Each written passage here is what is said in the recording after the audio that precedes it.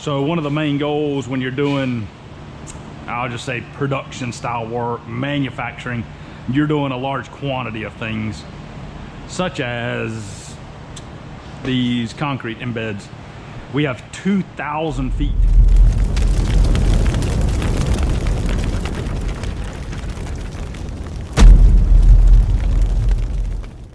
Of this to do. Well, maybe not quite 2,000, but close to it. It's probably every bit of 1,500. Concrete embeds, these are for loading docks. So where you have loading docks where the truck backs up, there's a pit that's about 18 inches tall where the actual dock leveler sits, and that pit gets a concrete, a 3x3 angle, 3x3 angle across the back, down the sides, down the front, and then across the bottom.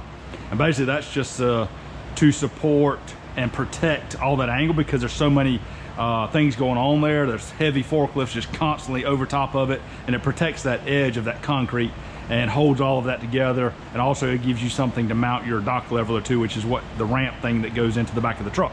So that's what this is. We've been on the way. I didn't record any of the cutting. We literally have been cutting for 3 days non-stop, and we've got about another half a day to go. So almost 4 days, 40 hours of nothing but cutting on the saw. I did the first 50%, so it took, or it's taking 100 sticks. That's 20 foot long, 100 pieces of 3x3 angle. That's why I say 2,000, but there's some drops in there. The first 50%, which is the first 50 sticks, I did myself. And then now I've got Camden over there cutting, so I'm over here fabbing these up, welding these. That's what I've been doing all day today, or majority of the day. And what I was trying to, what I wanted to show you is basically when you're in a manufacturing style setting or you're doing mass quantities, you want to create jigs for whatever you can. So normally, this is the jig I use for doing smaller scale stuff, but when it's this much, I made bigger jigs. So this one is just for doing one piece at a time. So I have to go through and lay it out where the Nelson studs go. I chalk it, or just pop a chalk line, whatever, chalk it, you know, mark it, and then hold them in place with this and then tack them. Well, we're doing so many, and I've got 100 of these to do. So there's a left and a right. So these are the right ones here. I've already done the left, so there's 50 of those. They're complete, they're done. Now I'm working on the rights. I've got about 45 left to go. And so the way I did this jig is only good for this one. I'll have to make another jig for the other pieces. I'll show you in a minute. But this jig basically sets in there, and I'll show you what I do, because you want to limit your movements. So I've got my table set up here. I've got a jig on the table. This is welded, this or tacked to the table. This is tacked to the table. So I don't have to measure anything. I don't have to square anything. All I do is come over to my stack here, grab my long one, pop it in place, grab my short one, make sure it's square there, perfectly square. I'll tack it, and then I'll weld this up, flip it, weld it, and then I come over here, set that there, and then I know where it goes because I did the first one, and so I know that that has to touch to get my spacing. So these are 1 foot apart. These are basically, and this is just going by the drawings, we didn't create this is by the drawings from the engineer. These are spaced evenly from the edge. And then I've already got, so what I do is I'll count out 2 or 3 sets. I've got 9 studs on this one, so I count out 9, and I'll just take these,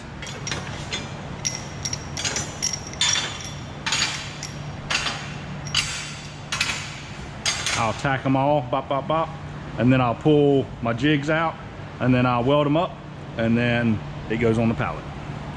So you're super efficient. That's the thing about this, is in order to be able to make money doing jobs like this, you have to be super hyper efficient and get in the mindset of figuring out how to speed things up drastically, because you can just about cut your time in half compared to if you were doing this individually or squaring every single one of them. And this application can go towards a lot of different things, but this is just what we've got in the shop right now. This was kind of a rush job. They needed these in a hurry. The original contractor that was gonna do it for them said it'd be 5 or 6 weeks, and they needed them in 2 weeks. So here we are doing it this week. They'll go to galvanizing on hopefully Monday, and we'll pick them up either Thursday or Friday and drop them off on site. So I'll set up a camera so you can watch that full speed and see how that's done. Takes about 6 or 7 minutes roughly to get it up there, square it on the jig, tack it, weld it, put the studs on, and set it on the pallet. So like I said, we've got, these are stacks of 10, so 10, 20, 30, 40, and then 4 there and 1 there. So got 45 left to go, and once we get those done, that's the hard ones. I like doing the hard stuff first. This is more. They're 17-inch pieces. I think that's right, yeah. 17, there's 100 of those, but those only get 2 studs, so that would be super simple. Make a jig. Camden will be done cutting by the time I get to these, so he'll actually be on one side of the table tacking them, and then he'll slide on me and weld them. We'll roll through those pretty easy.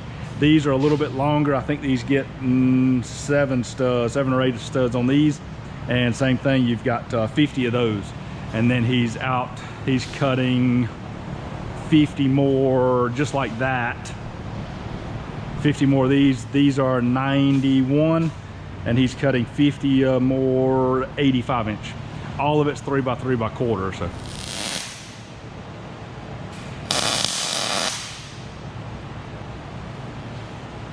a piece of chalk, but it's hard to see. Kind of gets dark in this little hole, so it's kind of hard to see the joint. What I do is just take a piece of white chalk and actually trace the joint here. Makes it a little easier.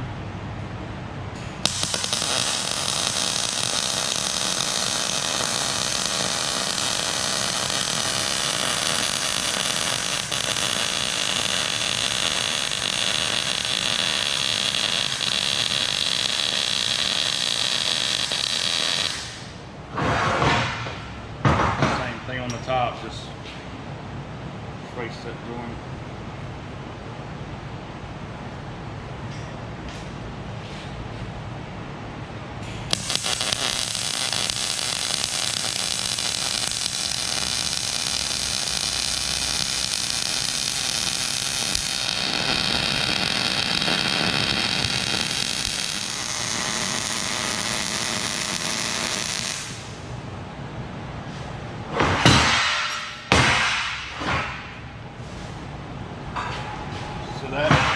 Square. We don't grind anything on these.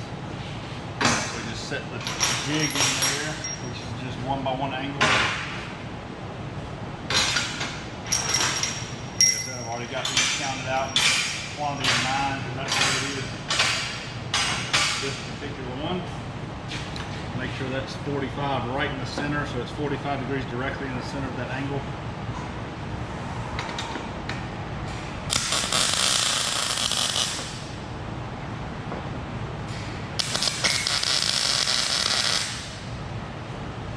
Sometimes you'll hear it kind of popping and tapping.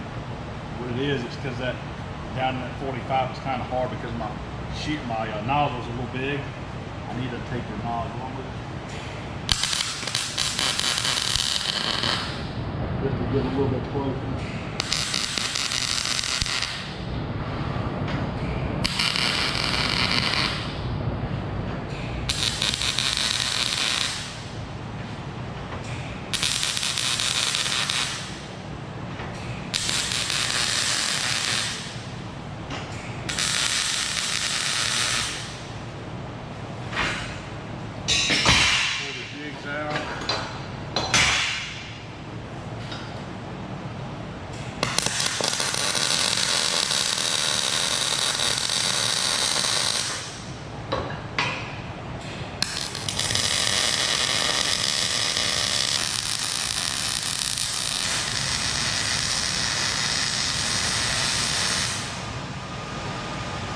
Try to keep from having any spatter.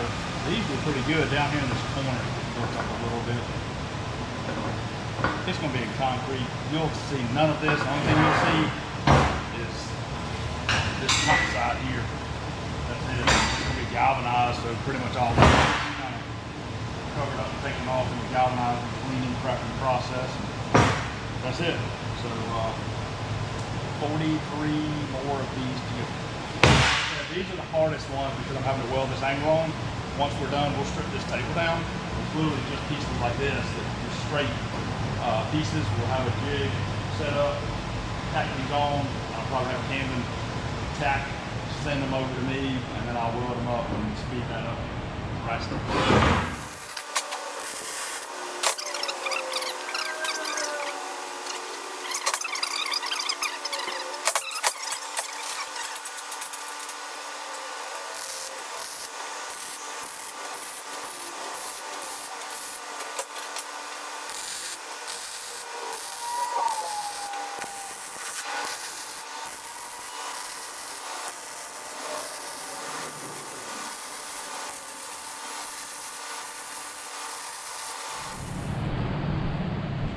Happy Monday, everybody. It is the 20, let me look at my clock up here, the 23rd, right at 7 o'clock. I've already been to fill the truck up with fuel, unloaded a bunch of trash out of the truck, got everything pulled out, and then as you can see, we had a massive amount of angle embeds. This is 3x3 by quarter angle. There's 100 sticks is what it took, so 2,000 feet, but we did have some drops. As I said earlier, the first 50%, there was very little drop. I'll actually try to show you that pile. It was very, very minimal. And then the second, we had quite a few drops. If I could process 40-foot material, I don't have the room. If I could, we probably could have cut down on the waste. And then these are 1/2x6 Nelson studs. Yes, I know people are going to comment that there's a machine that does this, but they're very, very expensive.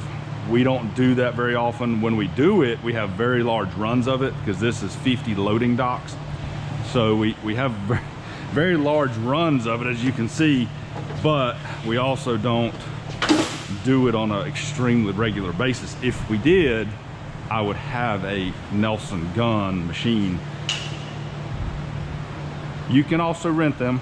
I know somebody's probably going to comment that. You can rent them. We've looked at it. We've looked at buying, we've looked at renting, and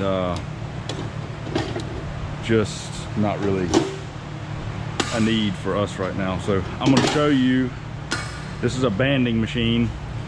This has the smaller, I think it's 3/4, that might be half, I can't remember, 5/8, something like that, I don't know. I was talking about the width of the band. You can get them really, really wide for like really, really heavy, big stuff, but you have to have this little tool, which is basically what ratchets to tighten the band. And then you have this little tool, which is what crimps these. This is your lock, and this is what locks the band together. So I'm gonna have to put pretty much two bands on all these. So 2 here, 2, 2, 2, and then same thing on this one because I piled a bunch of stuff on here. So there's 100 of these, 50 of the right, 50 of the left, 50 of those 91s, and 91s, and those are 85s. So that's 100, 100, and 100. So we got 300 pieces that we did out of the 3x3 angle. So what I'll do is I'll pull this band out and I'll actually just feed it under this pallet here.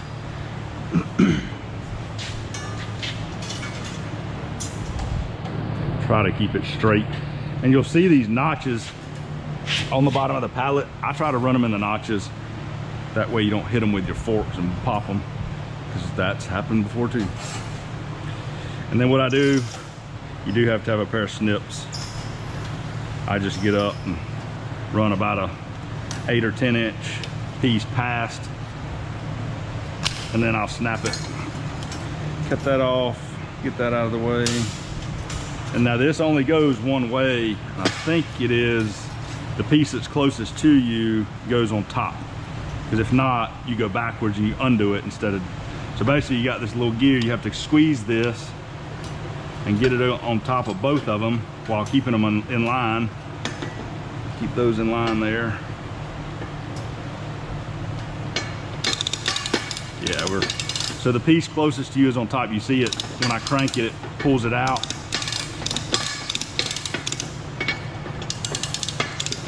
I'm just gonna crank it down to where it's snug. These will get straps on the trailer as well, but just want it nice and snug. Leave that on there. Did I lose my clips already? Oh, there they are.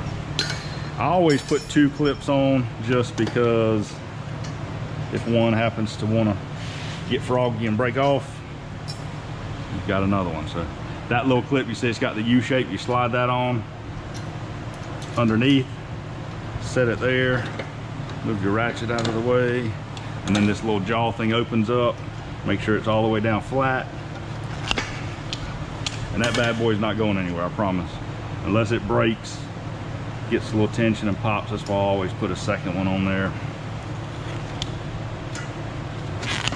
Better safe than sorry. Then you push your little relief button, slide that out, squeeze it up, and you're good to go. So what I'll do is just do one pallet at a time, and then I'll take them out and load them on the trailer. I've already got it hooked up. Got the old Gatormade gooseneck. That was probably one of my best investments. Although we don't use it on an extremely regular basis, it's not like a daily thing, not even sometimes weekly. But having that option and not having to depend on somebody else to haul stuff is huge. Because the only other trailers I've got is a 18-foot equipment trailer, but it has fenders that get in the way. And then, so you can't really load pallets very well unless they're small. You load them on the front. And then I've got a 14-foot dump trailer that, of course, isn't good for hauling anything like this. So we'll get 2 of our little clips out of the box here. And this banding machine, I'm almost 99% sure I bought it from Northern Tool. You can get all of your supplies, everything from there with it. All of these are sold separate. You don't get them with it. So you get the banding machine and that's it. I'm sorry. And I can't remember now. I know the clips and the clamp and the ratchet did not come with it. They're separate. I can't remember if the band came with the first one or not. I'm still on the first set, the first band actually. We've had it a couple years. But I mean, there's quite a few feet in that band. As you can see, it's a couple 100 foot long.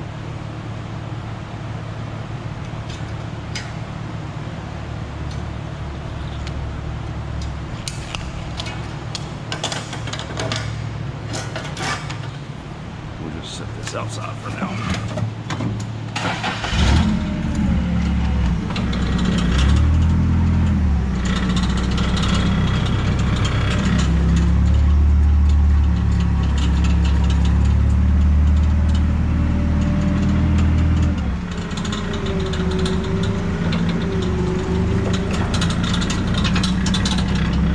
The 30-foot gooseneck. So from the front frame, the horn or whatever you want to call that there, from there all the way back to the very back is 30. It's 25 on the wood deck, and then you've got the mega ramps that fold up and make another. So these will be a little bit trickier, just because the way I need to band it is the way my fork is setting. So I need to get right in the middle, and I'll run bands around the outside.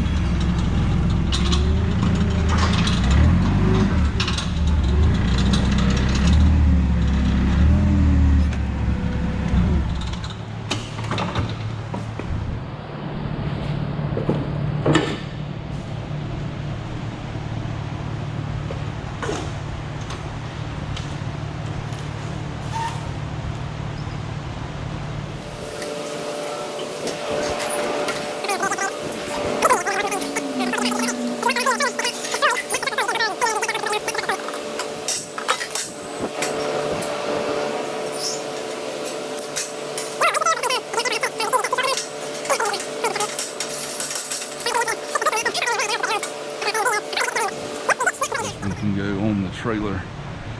kind of tell me where they'll be as far as having enough space to get all 4 of those.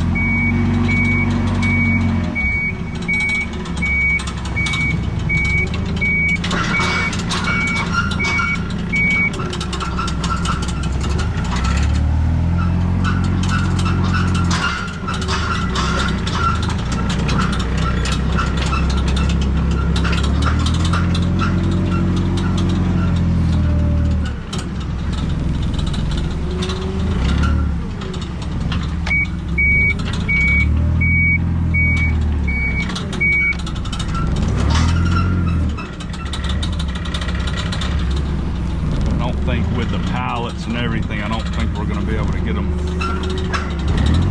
all on there.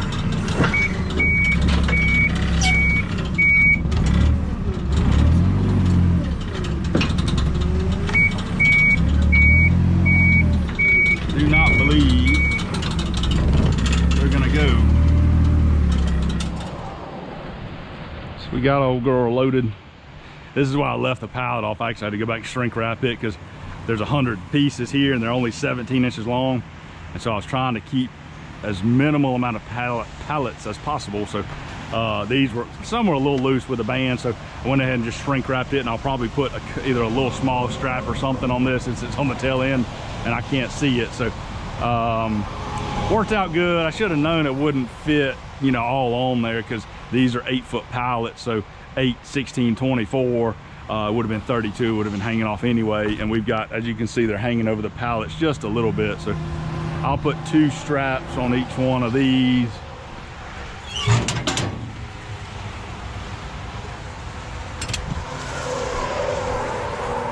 And I could have put that little pallet on the back up here on the middle or something.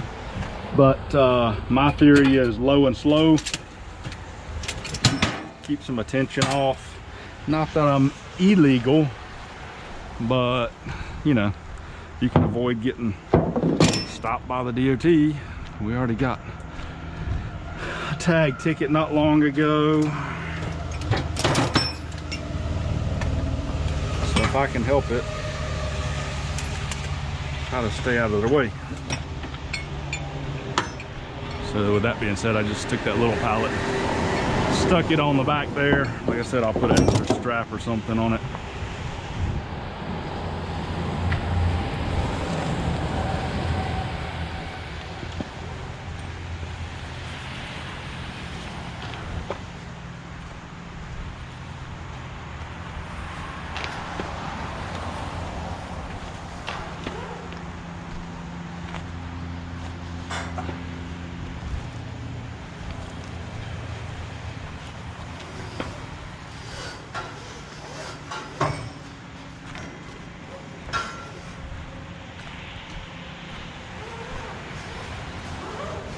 I don't know about y'all, but I have issues with straps sometimes. These small ones, they won't fit down in between the rub rail.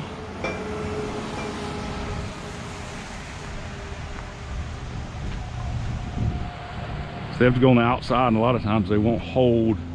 So having one person here can be a pain. So red stripe goes up. These work a little bit better. As you can see, that one will probably stay, but this one here probably won't. So what you find yourself doing is getting on the freaking trailer, because it won't go down in between here at all. So you have to count on it to stay right there and hold. As you can see, it doesn't want to do it. So what you end up having to do is sometimes get up on the trailer and hook it, pull tension and hold it as you walk across. It's kind of a pain.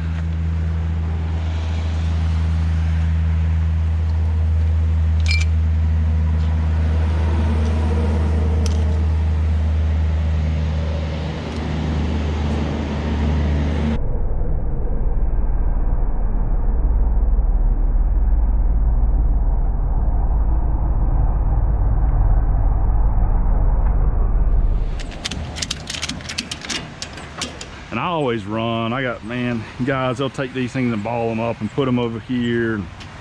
I just take them running back up and retire them. what I've always done.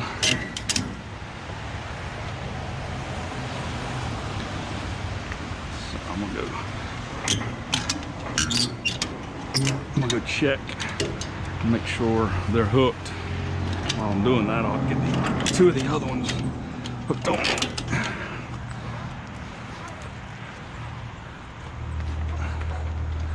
I always just throw the excess back over and tie it on the other side. It's just another safety measure for me. It's just extra strap on top instead of tying it up. And I do have some short ones, but I've only got a couple, and I'll use one, probably a little short one on that. So when it's like this, it kind of works out pretty decent because I can pull the pressure on it, and it's got enough slack going there. Yeah, I say that and then makes a liar out of me. I'm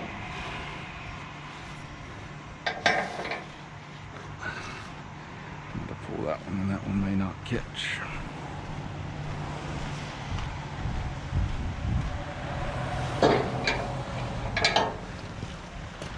Basically what you got to do is pull it, keep pressure on it, slide your ratchet up.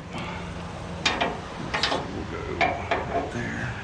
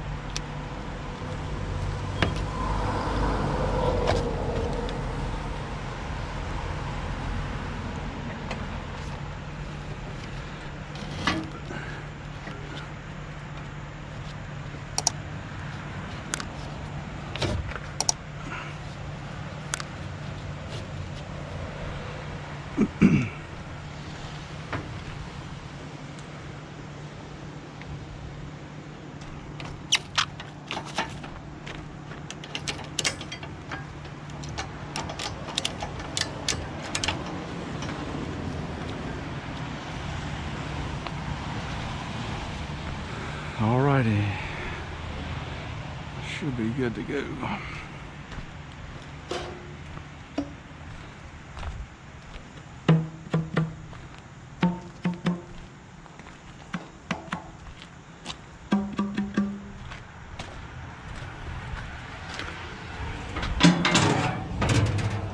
So that's it on that, folks. Hope you enjoyed our video on that. Make sure I got some gloves there.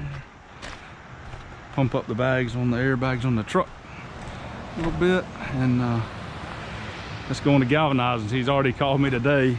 Here it is, Monday morning. Literally just got the go-ahead on those last Monday. I want to know where they are or when they can get them. So we're going to take that to the galvanizing, drop it off. I'll take the camera just in case I can shoot something, and if not, hope you enjoyed it. We'll see you on the next one.